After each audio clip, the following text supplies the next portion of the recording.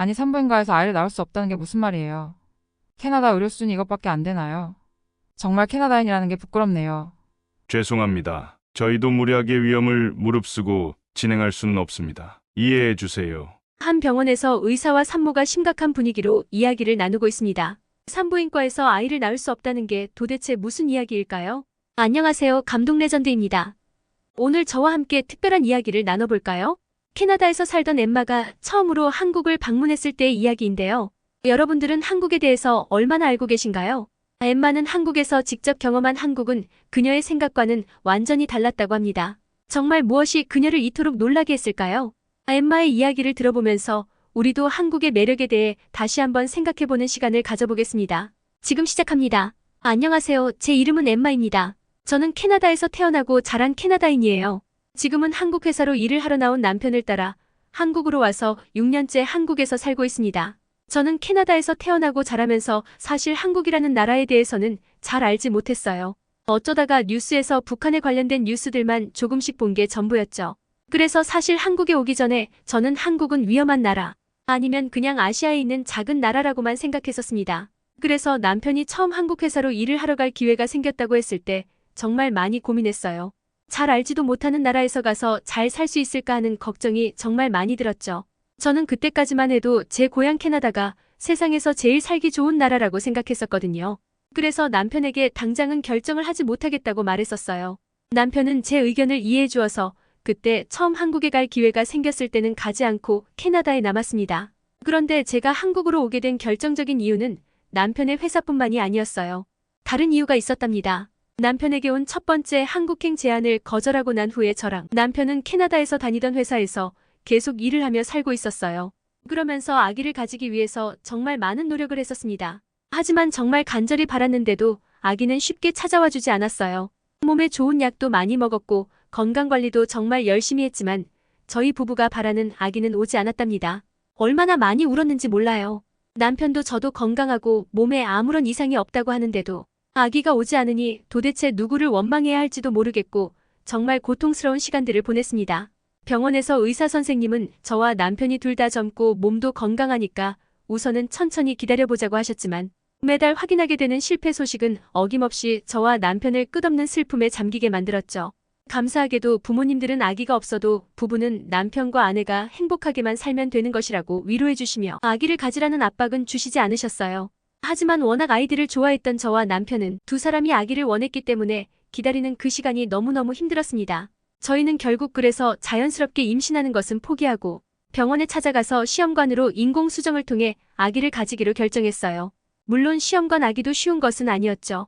여러 가지 주사도 매주 맞아야 했고 신체적으로 정말 힘들고 아픈 시간을 보새서 포기하고 싶다는 생각도 정말 많이 했었지만 그래도 저와 남편이 그렇게 원하는 아기를 만날 수 있는 방법이 이 방법뿐이라면 저는 절대 포기할 수 없었습니다. 그리고 정말 기적적으로 너무너무 감사하게도 시험관에 성공하게 되었어요.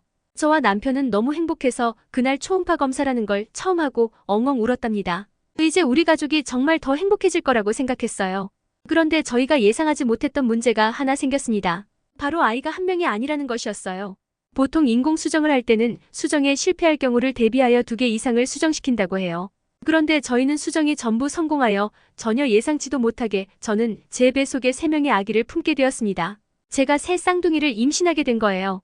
처음에는 그냥 마냥 행복하기만 했습니다. 물론 3명의 아기를 동시에 키운다는 것은 매우 어렵고 힘든 일이겠죠. 그렇지만 저와 남편은 워낙 아이들을 좋아했고 될 수 있는 대로 많이 낳아서 키우자고 이야기를 했었기 때문에 몸고생 마음고생하면서 어렵게 가진 새 쌍둥이 아기들은 저희에게 그저 3배의 축복으로만 느껴질 뿐이었습니다. 남편도 집에서 일할 수 있는 재택근무를 알아보면서 적극적으로 아기들을 키울 준비를 하고 있었습니다.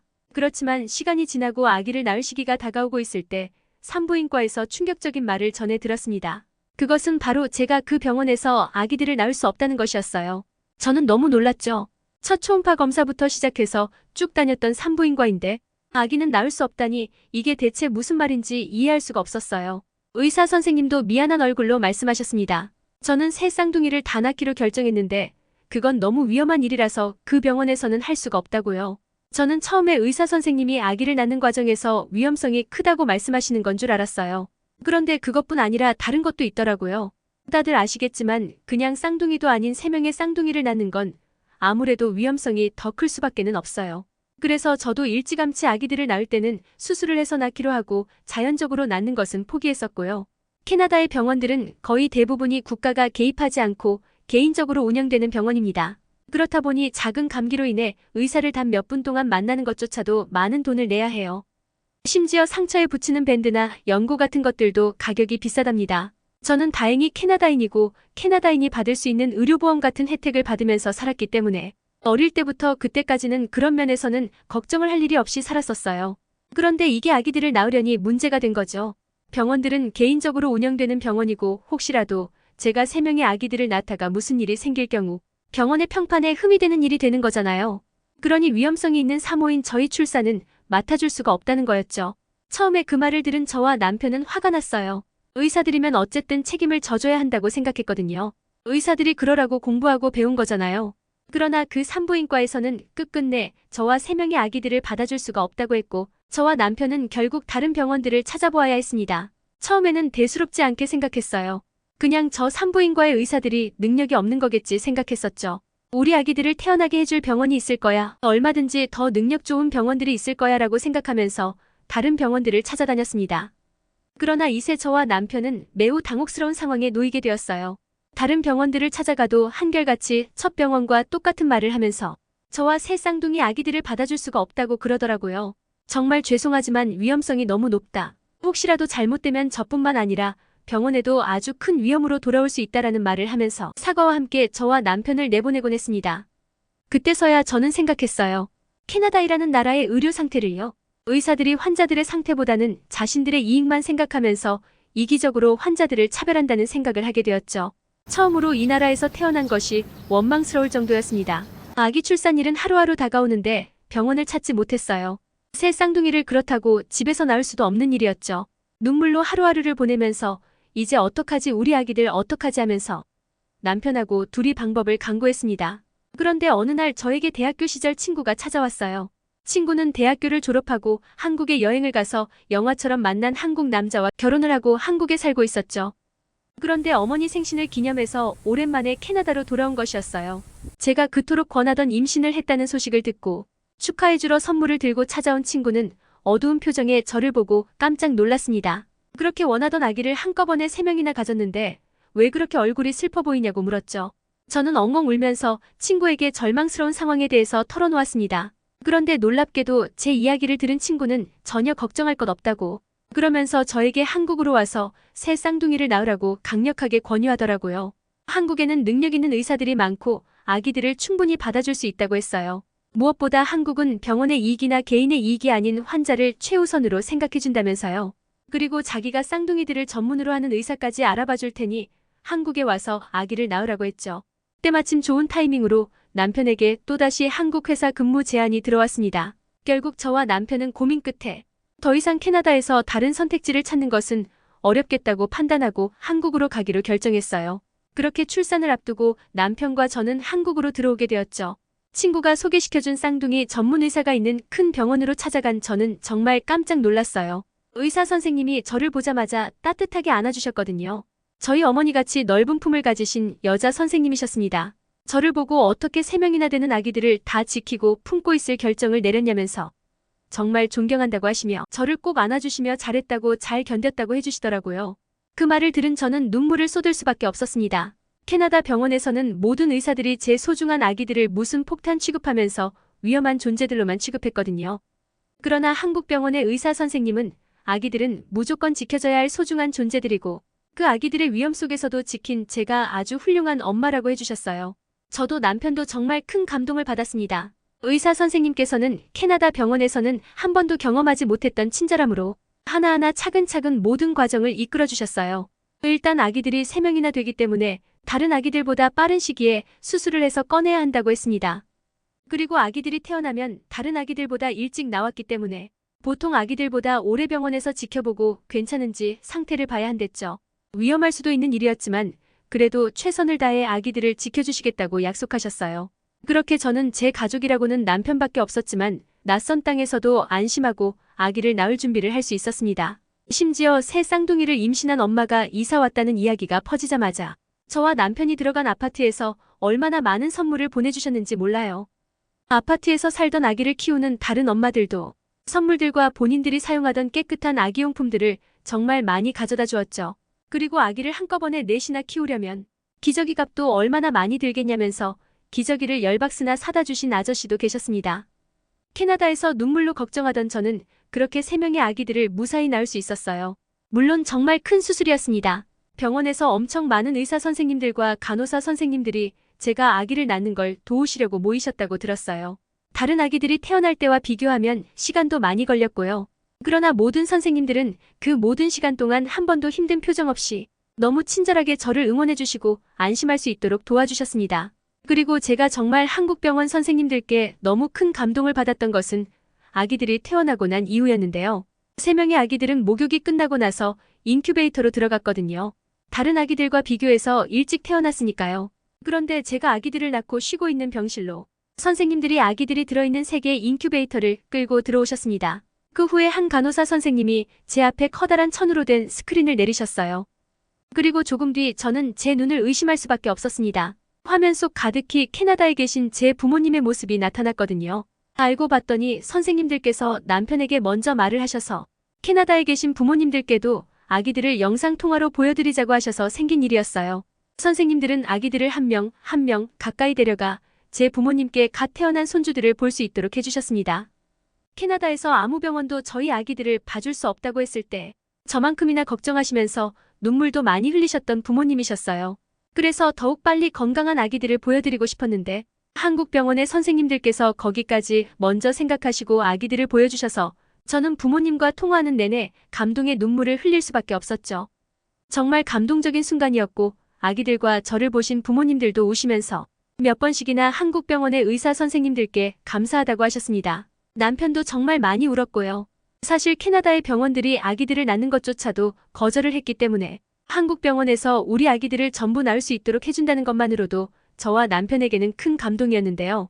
아기들을 낳고 난 이후에도 한국 병원에서의 감동적인 일들은 계속 이어졌습니다. 새 쌍둥이가 태어났다는 소식이 병원에 퍼지자마자 병원에 있던 다른 아기 엄마들조차 제 병실을 찾아와서 축하 인사를 건네고 심지어 선물까지 주는 분들도 계셨어요. 어떤 어르신들은 자기의 딸도 얼마 전에 아기를 낳았는데 엄마도 없이 혼자 낯선 나라에 와서 아기를 낳은 걸 보니까 너무 마음이 안타까웠다고 그러시더라고요. 만일 자신의 딸이 혼자 외국에 가서 엄마도 없이 아기를 낳고 혼자 회복했으면 엄마로서 너무 힘들었을 것 같다고 하시면서요.